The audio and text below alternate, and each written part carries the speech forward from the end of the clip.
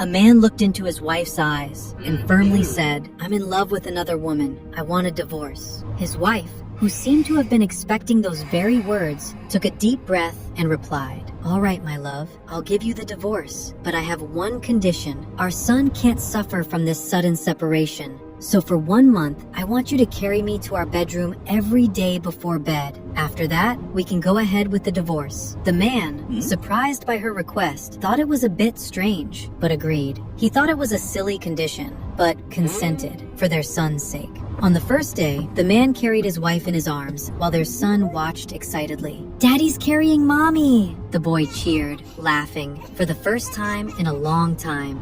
As the days went by, something began to change. Each time he lifted her, he noticed more. She was lighter, her body thinner, her face paler, her silence heavier. He began to see things he'd ignored for years. The tiny lines near her eyes, the tiredness in her smile, the way she gently cared for their son, and how she never once complained. One evening, she stood in front of the mirror and quietly said, "I've lost quite a bit of weight these past few days, haven't I?" The man's heart ached. That night, everything felt different. Returning from work, he picked up the phone and called the other woman. "I can't do this anymore. I've realized I still love my wife."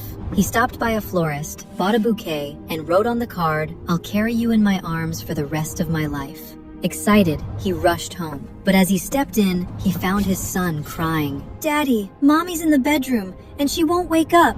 He froze, ran to the room, and there she was, lying still. Beside her, a letter. His hands shook as he opened it. "My dearest husband, I knew the end was near. The doctor told me I had only a month to live. I didn't want our son to suffer from our separation, so I asked for that request, just to make our last days feel warm.